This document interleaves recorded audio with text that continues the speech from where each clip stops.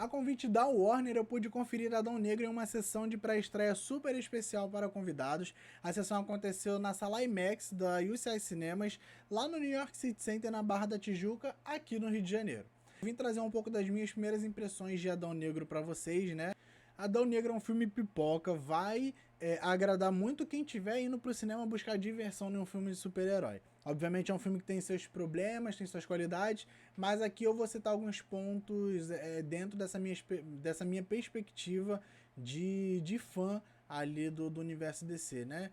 Falando especificamente dos pontos positivos agora, a gente tem o The Rock, que é um show de carisma. Ele sabe, primeiramente, que ele soube vender muito bem o filme, né? Aqui a gente tem a questão lá que ele fala que a hierarquia de poder da DC está prestes a mudar e de fato mudou. Isso não foi mentira nenhuma. Ele consegue trazer o personagem com o maior nível de poder da DC que a gente viu até o momento no cinema, né? Quando a gente fala de poder assim da DC, a gente pensa muito no Superman, mas o que foi apresentado aqui do Superman não é um décimo do que o Adão Negro é em níveis de poder. E também fora, assim, burocraticamente falando, ele trouxe uma visão pro personagem pro universo DC que, cara, é um lance que tá em outro mundo. Ele trouxe de fato as respostas que o fã da DC tava querendo. Ele brinca muito com isso nos filmes, assim, de alguns easter eggs. Tudo super descarado.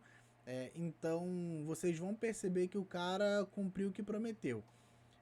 O nível de ação do filme é épico, não tem o que falar. É brutal demais. Em diversos momentos eu me senti assistindo um Mortal Kombat, porque tem algumas cenas ali que parecem uns fatalities, uns brutalities, que é fantástico, apesar da classificação indicativa. Mas o CGI é bom, a trilha sonora é boa, tem dois momentos ali onde acontecem duas cenas de ação com duas músicas, duas trilhas sonoras super conhecidas, assim, e que são. Cara, é foda, sabe? O The Rock ele conseguiu brincar muito bem entre ser o cara, o protagonista B10 e divertido, né?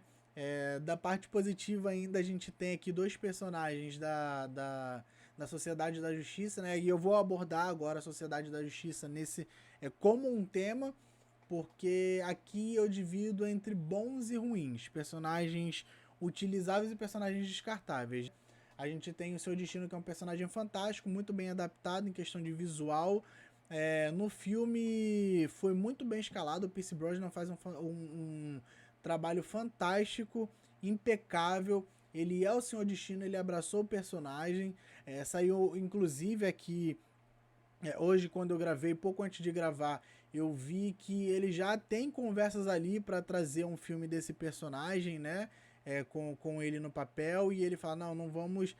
Eu posso falar que a gente conversou sobre isso aqui, mas eu não vou falar porque a gente ainda tem que ver o que vai acontecer com o personagem aqui, Adão Negro.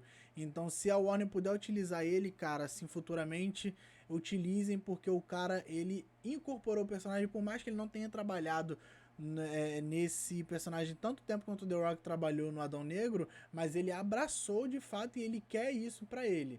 E sem contar também que ele é um personagem veterano que tá um pouco deixado de lado, então ter esse papel pra ele é muito benéfico. E eu acho que isso foi uma das coisas que fez de fato ele abraçar o personagem, sair um pouco daquela perspectiva de eu preciso ganhar dinheiro aqui, e foi para mais tipo assim, eu preciso ganhar dinheiro aqui, mas eu também gosto de fazer esse personagem. Então casa muito bem. O Adão Negro, o Gavião Negro também, fantástico. Aqui dentro do filme a gente não tem uma história de origem para ele, a gente não vê o passado dele, mas o filme deixa muito claro que o futuro dele ali dentro do universo da DC existe e que ele vai ser trabalhado, né? Tem um momento chave ali no final que deixa isso muito claro, da importância que ele possa vir a ter no futuro, né? Mas a gente tem um ponto negativo aqui referente a esses dois personagens, eles estão ligados. O Senhor Destino ele tá ligado ao filme como um todo, e o Gavião Negro ele tá mais ligado ao fato dele ser o coadjuvante ali do Adão Negro. Mas vamos falar aqui do Senhor Destino primeiro, porque o Senhor Destino ele é um personagem que ele é deixado de lado aqui em alguns pontos, como o Doutor Estranho ele é em alguns filmes da Marvel, principalmente os filmes de equipe como o Homem-Aranha, Sem Volta pra Casa e o Vingadores Ultimato. Tem momentos que o roteiro não dá conta do personagem, é um personagem super poderoso e que ele pode ser o cara que vai acabar com a ameaça em dois palitos. Apesar de no final assim demonstrar que nem tanto, mas tem pontos chaves que você fala, cara, é só ter o Senhor Destino aqui que ele vai resolver isso, e o personagem simplesmente desaparece. Desaparece das câmeras, porque ele tá naquele núcleo do embate, sabe?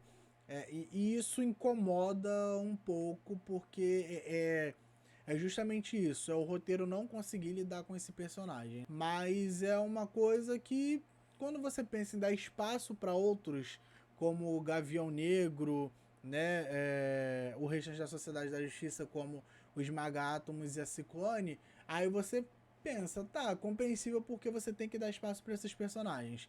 Mas também tem a questão aqui do Gavião Negro, que ele é o coadjuvante do filme, beleza, ele não precisa ter tanto tempo de tele-relevância quanto o Adão Negro, mas ele é remetido e rebaixado ao cara que vai ser a picuinha do Adão Negro durante todo o filme, e eu me senti assistindo basicamente um Hobbs e Shaw de novo. Quem assistiu o derivado de Velozes e Furiosos protagonizado pelo The Rock, você vai ver a mesma coisa. É o Hobbs e o Shaw aqui de novo, só que agora com poderes. Aqui a gente tem basicamente isso. É ele de picuinha o tempo todo com o Gavião Negro para saber quem é o mais poderoso, quem é o vilão, quem é o herói, quem mata mais, quem não mata.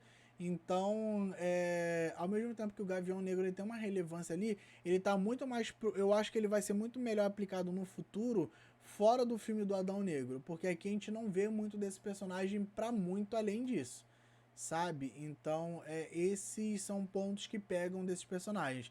Agora, falando em nível de total desperdício, a gente tem o Esmaga-Átomos e a gente tem a Ciclone, que são dois personagens completamente descartáveis. São personagens que eles não são veteranos ali dentro do universo, falando em questão de heroísmo. Eles estão no início de carreira, eles estão herdando mantos, mas o nível de ameaça que tem no filme não é para esses personagens. Eu acho que são personagens que são muito jovens, né? Estão em início de carreira, poderiam ser muito melhor aproveitados em um outro filme. Quem sabe um filme do Besouro Azul, a gente ainda não sabe muito da trama do Besouro Azul, mas poderia ser personagens que fossem inseridos ali dentro daquele meio.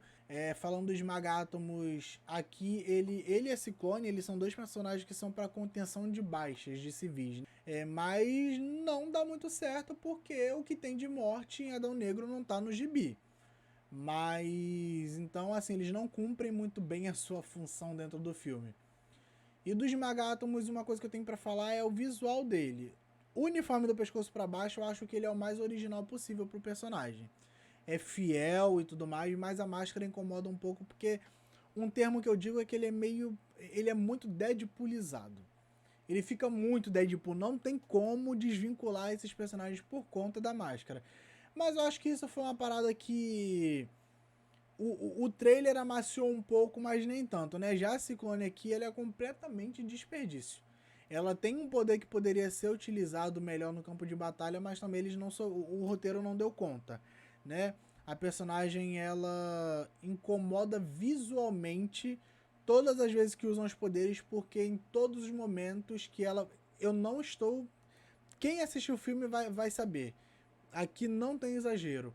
100% das cenas dela usando poderes, ela está em câmera lenta e é muito, muito, muito, muito lenta. A galera reclama muito do Zack Snyder, mas diferente do Zack Snyder, né, desses momentos de câmera lenta dele, ele tem sequências de ação onde ele utiliza do recurso muitas das vezes, como ele mesmo explica, para contemplar o visual do filme dele, né? Pode incomodar muita gente, mas ele não é sequência. Pá, tem uma câmera lenta aqui, sabe? A Mulher Maravilha, por exemplo, é a personagem que ele mais usa para câmera lenta. Vamos botar ali em Liga da Justiça o Snyder Cut, mas todas as cenas dela que tem câmera lenta. A gente tem uma alternância. Aqui na Ciclone não existe isso. Todas, do começo ao fim, você vai ver ela em câmera lenta quando ela usa os poderes. Isso é muito exaustivo, né? Tem a questão do vilão Sabak também, que é um personagem que é super clichêzaço. É o cara em busca de poder, quando consegue ficar super poderoso, mas não é o suficiente para ele ganhar e acabou. É isso. É a reciclagem também, assim, é um personagem que ele chama muita atenção mais pelo visual do que pela inserção dele dentro da narrativa ali.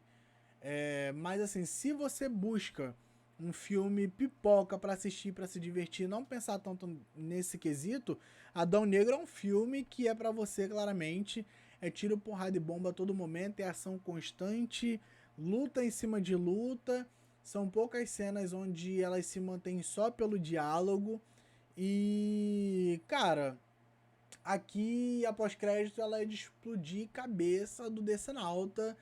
É uma coisa que todo mundo tá querendo há muito tempo. E ela traz respostas e ela traz uma luz pro futuro. E eu acho que se for falar de um filme divertido, Adão Negro ele cumpre muito bem o que promete. Então, se você gostou desse vídeo, deixa o seu like, deixa um comentário aí, leia a crítica do Lucas que vai estar aqui no link da descrição e espero que vocês se divirtam assistindo Adão Negro. Divirtam-se!